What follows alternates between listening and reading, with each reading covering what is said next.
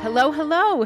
In this episode of the MomForce Podcast, we are talking about sensory play, early childhood development, feeding picky eaters, all of the stuff. Welcome, Ali Maffucci of Inspiralized. We're so happy to have you on the MomForce. Yes, thank you for having me. I'm excited to chat. Yay. Well, can you start by telling our listeners a little bit about yourself? Yes, of course. So my name is Ali Maffucci. I'm the founder of Inspiralized, which was originally a food blog dedicated to cooking with the Spiralizer, which is a kitchen tool that turns veggies into noodles. Most people know like Mm-hmm. zucchini noodles. I started off doing that. I published 3 books on that premise. And since I started the business almost 10 years ago, I've now transitioned after having 4 children into more of a family friendly, easy recipe site that's still very veggie forward, but also a huge part of what I do now is a lot of motherhood and lifestyle inspirational content. I just wrote a cookbook, so I'm still writing cookbooks, but now it's kind of evolved since having children and becoming a mother. Yeah, when you have 4 kids, they pretty much take over your life and everything everything becomes geared to the kids. Well, you have so much great content on your page, and you're the perfect person to enter the chat here and help us answer some questions from our MomForce community. Are you ready to dig in? Yes, ready. All right, let's do this. We have a question from Heather from our MomForce Facebook page, and she says, "We've entered the dinner power struggle with our 7 and 9-year-old. We've tried limiting snacks. We've tried saying, 'Sit here until you eat it.' We've tried no treats until you eat your dinner. And they literally do not care. Should I just give up?" All right, Allie, mother of 4, what advice do you have for Heather? Well, I don't have a 7 or 9 year old yet. My oldest child is 5, but I think the issue here is you want to create a nurturing environment around food in general. And I think that the more you try to control a situation with children, the more they negatively react. And at this stage in their lives, they're just looking for their own independence and control. So if they notice pressure from the parents, they're more likely to just, even if they're hungry, they're not going to eat because they want to, assert themselves. So what I always say is, Mhm. it's our jobs to provide food for our kids, and that is a privilege, that's a luxury to do in itself. So as long as you're providing foods and exposing them to foods, it's their decision what they want to eat. You can't force them to eat.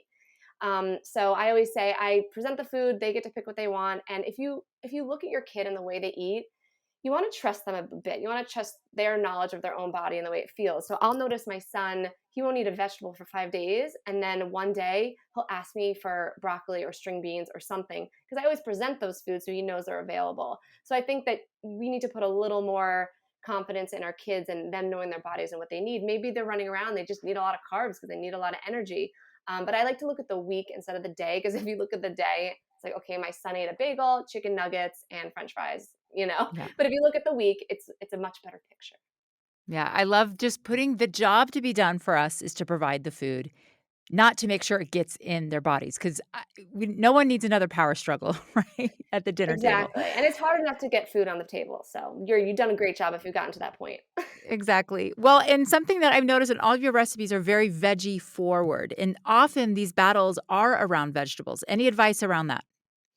Yeah, excuse me. I don't like hiding vegetables by any means, but obviously my number one tip is make them taste delicious. Use good amounts of cooking oils and seasonings, but also there are ways to incorporate vegetables that are not sneaky, but they're a little more subtle. So my favorite thing for that is I'll make my own marinara sauce, which is very easy. It's made in a blender.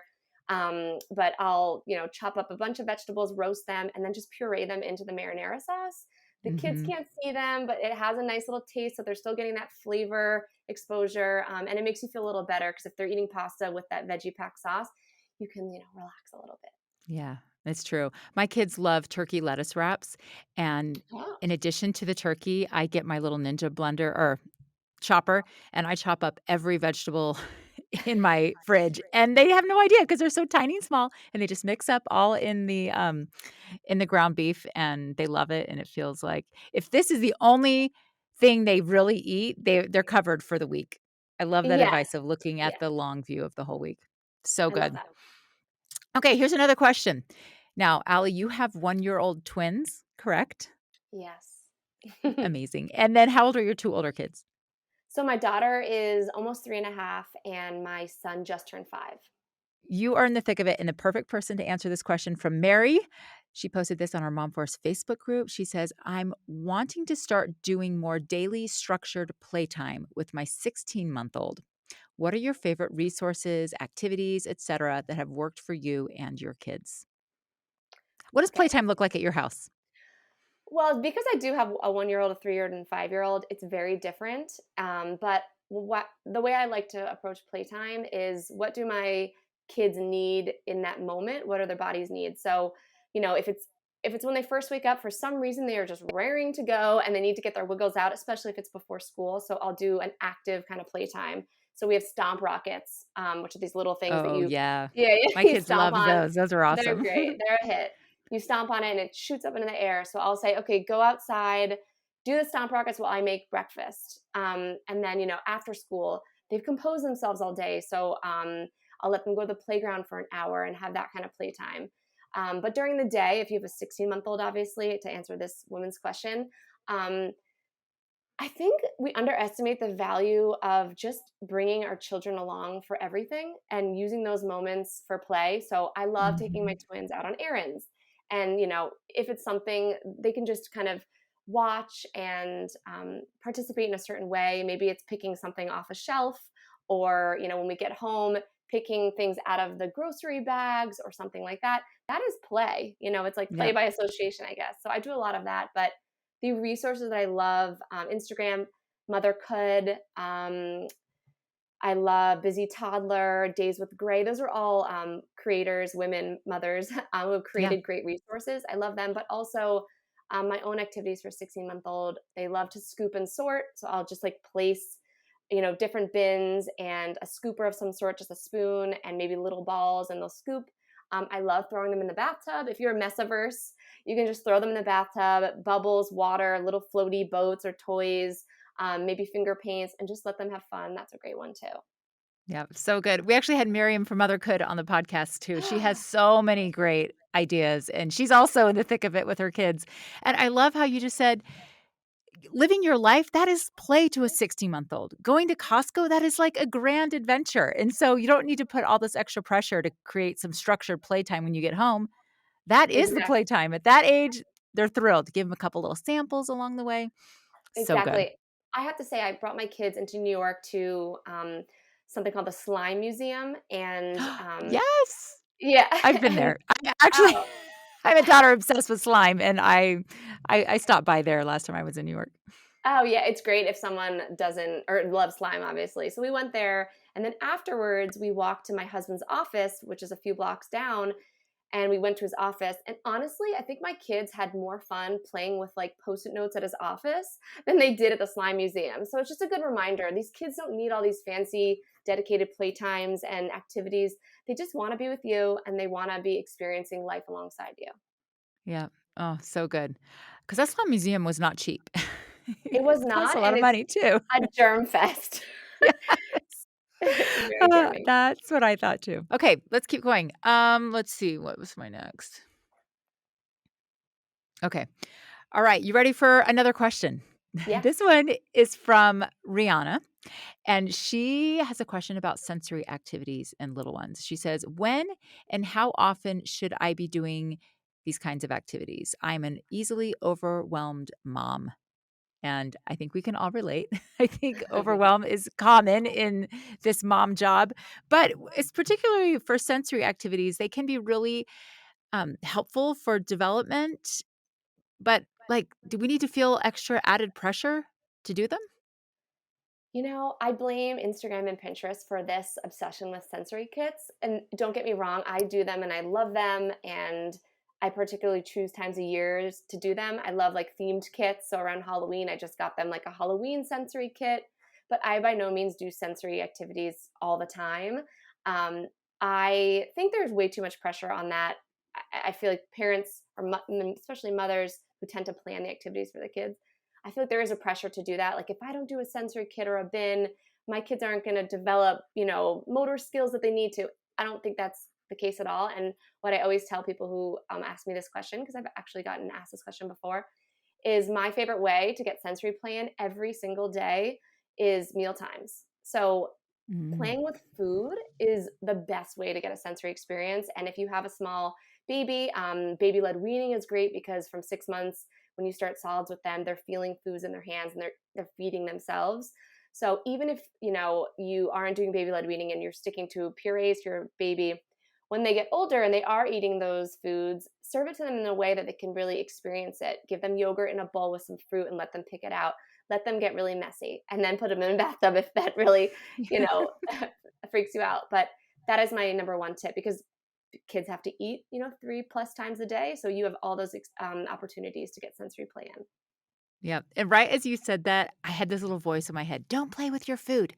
That feels like something we were told as children, but you heard it from Allie, let your kids play with your food. That's perfect, easy sensory play just happening in your everyday life. Yes, So good. exactly. And honestly, to your question before about picky eaters, I've found that if I incorporate a little bit of play into meal times, they're much more likely to eat. And I don't mean like throwing food up in the air and pop it in your mouth. Yeah, I of mean, course. yeah, like take a dinosaur and let the dinosaur stomp through the rice and feed the rice Mm, to the dinosaur. Okay, now feed yourself some rice. That kind of thing. yeah, And they feel the rice and they feel the food with their hands, and that's a sensory experience in itself. yeah, so good. Okay, here's another question. This one was also on our MomForce Facebook group from Adrienne. She says, okay, this is a little embarrassing to ask because I feel like this mom gig should be more natural and intuitive to me. But what do you do with your kids all day? I feel like such a bad mom that I don't always love playing with them and their toys, but I want to spend time with them. And I know playing is important. So, what should I do? Okay, you've already mentioned that going to dad's office or going to the grocery store could be considered play. But have you ever felt that guilt for not wanting to get down and play? Let's see, in my day, it was Polly Pockets or Little Pet Shop. Yes, totally. And I equate this with exercise. If you don't like running, don't make yourself run for exercise. Find an exercise that you like and it's more Hmm. sustainable and more enjoyable. So for me, I am not an active play. Like I don't like to run around and play hide and seek with my kids. I don't want to go outside and make an obstacle course. I don't want to jump on the bed. I don't want to do those sort of things that require a lot of moving, I guess. But A I lot will of do energy. yeah, a lot of energy, exactly. But my husband loves that, and he does that with them, and he throws them up in the air, and he does all of that with them. He'll get on a trampoline with them. My pelvic floor is not strong enough for a trampoline, but that's another story. I but I will build Legos for hours. I will do arts and crafts for hours.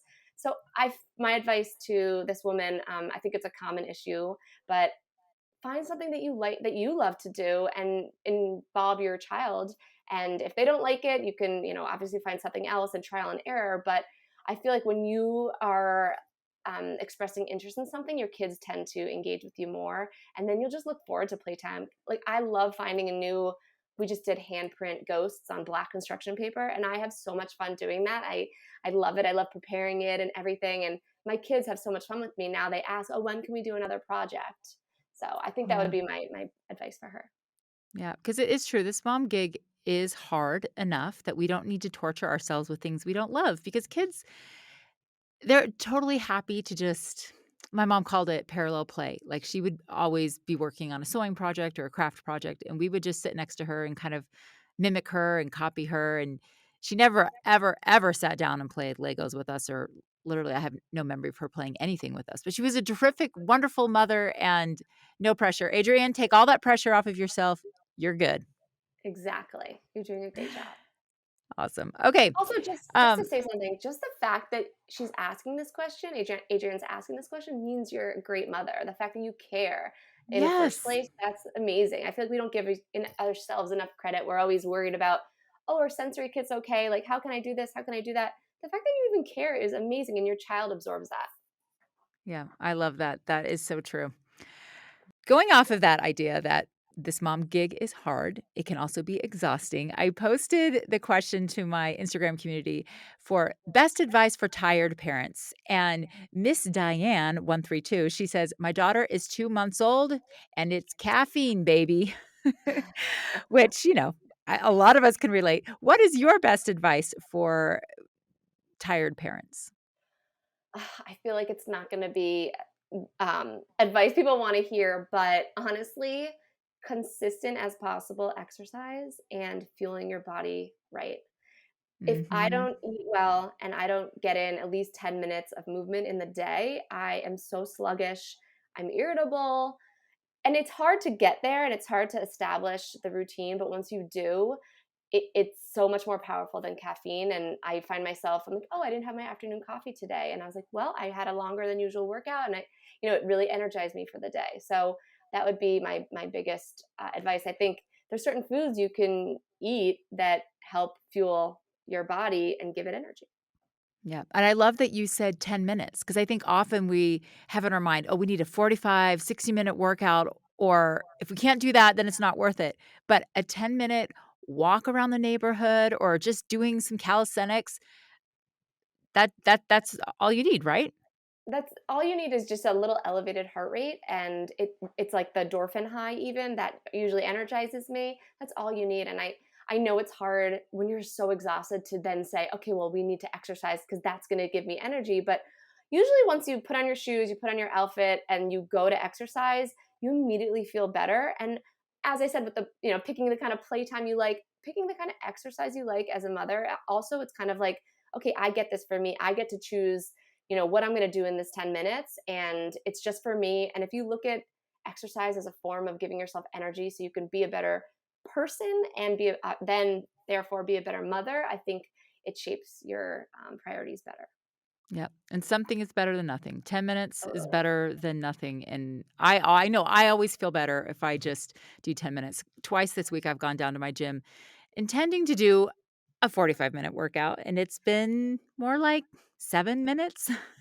Better But than zero. something's better than nothing, right? Yeah. So good. Okay, Melinda Higby offered her, advice for tired parents. She says, "Outsource everything you possibly can." So I'm wondering, Allie, what have you been able to outsource in your life that's helped? I think probably the most popular answer is cleaning. I outsource. We have a cleaning lady that comes once a week, and she started off just cleaning the apartment, but I've asked her to, do our some laundry. So now she does the sheets on our bed and she does our towels, and that has made such a big difference. We still do our own laundry, but I've had her do that, and that outsourcing alone has been really helpful. I outsource a lot in my business, and since I Mhm. work for myself, that translates. But honestly, I live in a city, and every single errand that I could possibly do is within a 2-block radius. So for me, outsourcing certain errands wouldn't make sense, but I know a lot of people who live in suburbs, and have to get in a car and run errands, like go to the post office, the grocery store, that kind of thing. Mhm. Those are great things to, outsource. I love using, TaskRabbit and Thumbtack to outsource bigger projects. Like, I wanted my grill deep cleaned before the season, before the summer, and I was like, "That will take me 6 hours. There's no way I can do it." Like, I just don't have that time, so I outsourced it. So I like for certain projects like that, I think that's really valuable if you have the luxury to do it. Yeah. And thinking about the house cleaning, I mean, I also have a house cleaner. I didn't have a regular house cleaner until I had my 6th baby. Um, Wow. my kids were all, part of our we called it Team Quigley, helping helping Oh. clean everything from toilets to floors. Um, and I kind of feel like my younger kids have missed out on that because we've had a house cleaner pretty much their whole life, and I don't know if they know how to clean a toilet. So back thinking about how, like, everyday life could be play, maybe, like, outsourcing some of the cleaning to your kids in the spirit of play. There was actually a time in my life where I wanted to grow up and be a maid. I thought cleaning was that fun. I mean, See, I was, that's like, 5, amazing. but I love that but I love that you did that, and now your children probably won't dread cleaning. I don't think my mother ever involved me, so for me, it was like this chore that, you had to do, not yeah, something that was, like, fun to spend time with my parents or, like, learn something from them. yeah, So I feel like that's great that you did that. Oh, what are the age yeah. gaps between your children? So my oldest is 27 and my youngest is 14. I have Okay. 7, and they're all about 2 years apart.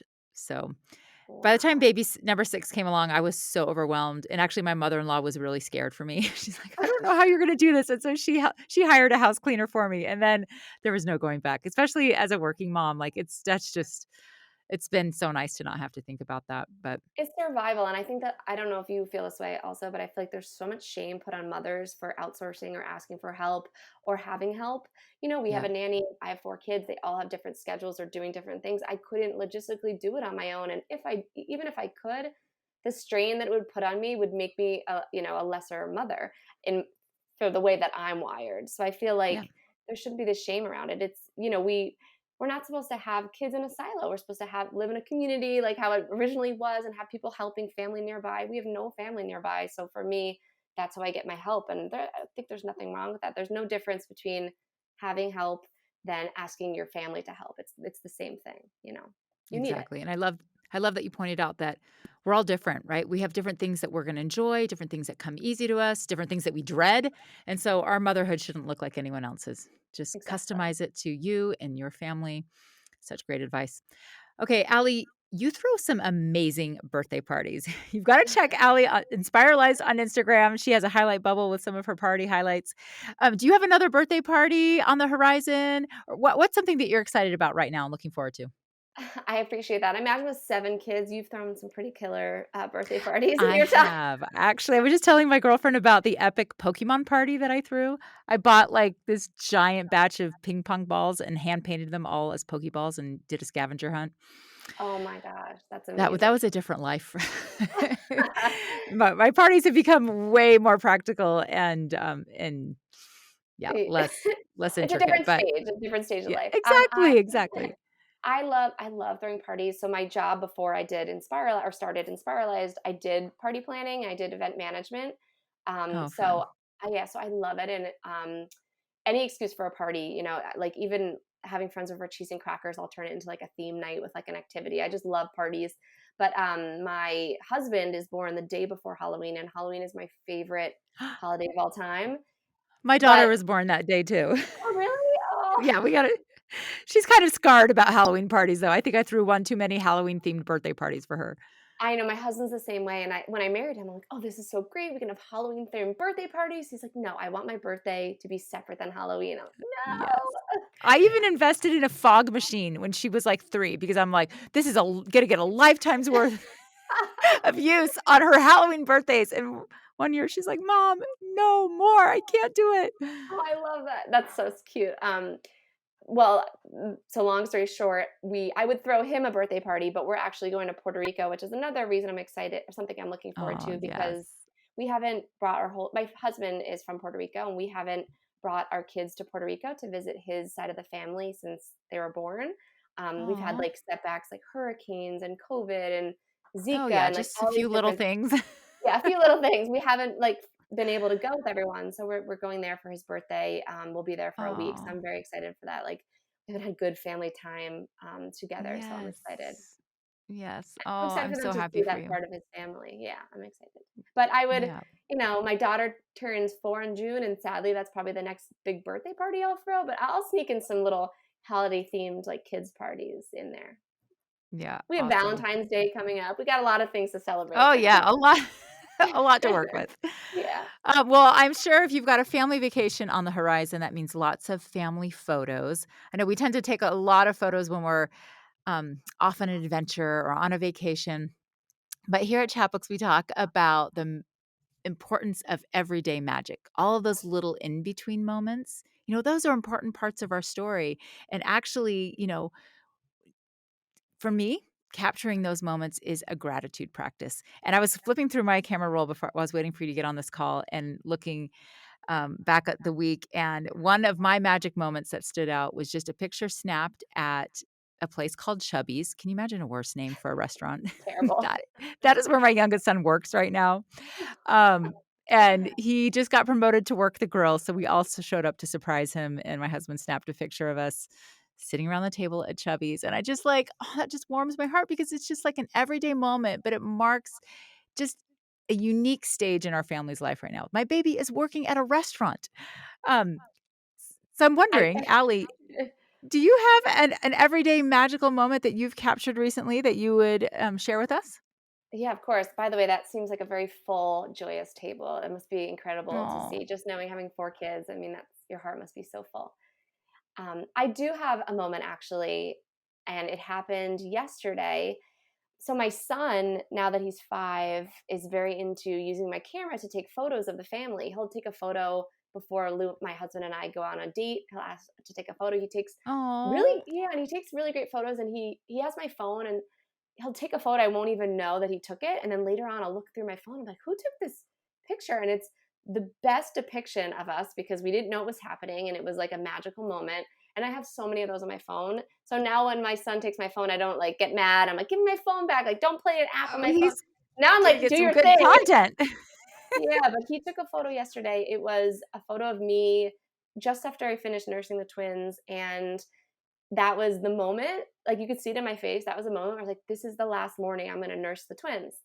And you Oh, see it in my face. I like because I'm obviously weaning them. They're 13 months now, and I was like, "This is the last morning," and I was like squeezing them and looking at them, and he got the moment, and I'm so grateful for that photo. oh, I favorited it in my phone. I should definitely print it out, make it Chatbooks. oh, that's so sweet. Oh, I love that.